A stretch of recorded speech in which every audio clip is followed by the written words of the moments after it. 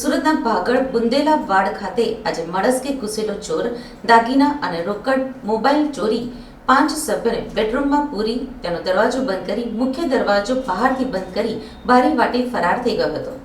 ઘરમાં ફસાયેલા લોકોએ મદદ માટે બૂમો પાડતા સ્થાનિકોએ ફાયર બ્રિગેડને જાણ કરી હતી. આ સમગ્ર ઘટનાની જાણ ફાયર વિભાગને કરવામાં આવ્યા બાદ બ્રિગેડના જવાનોએ ત્રીજા માળ પરથી દોરી વડે બીજા માળે ઉતરી મુખ્ય દરવાજો ખોલી અંદર જઈને બેડરૂમનો દરવાજો ખોલી તમામને સહી સલામત બહાર નીકાળ્યા હતા.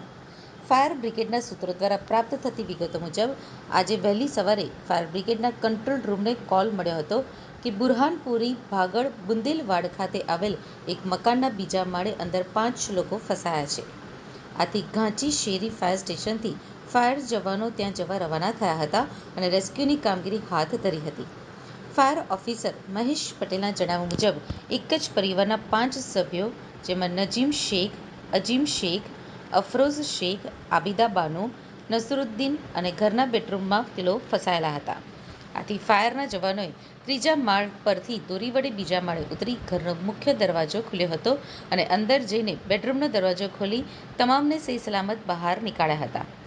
ઘરમાં મળસ્કે ચોર ઘૂસી ગયો હતો અને પરિવારના સભ્યોને બેડરૂમની અંદર બંધક બનાવી ઘરમાંથી દાગીના, રોકડા અને 2 મોબાઈલ ચોરી બેડરૂમનો દરવાજો તથા ઘરનો મુખ્ય દરવાજો પણ બંધ કરી બારીમાંથી ભાગી ગયો હતો. આ બનાવની જાણ થતાં મૈદરપુરા પોલીસ પણ સ્થળ ઉપર પહોંચી હતી અને તપાસ હાથ ધરી હતી.